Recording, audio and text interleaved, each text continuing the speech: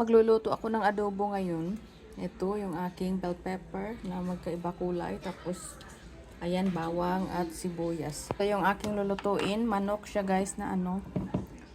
Paa ng manok. Paa. Legs. Tapos, hiwa ko lang siya ng medyo maliit. Tapos, minarinate ko na yan siya sa bawang, bell pepper, asin, magic, at toyo, tapos ano, yung banana ketchup. So tara, samahan nyo ako magluto. So ito pa pala guys, isama ko yan siya. Atay ng manok din yan. Pinakuluan ko na kanina, so isama natin sa ating adobo.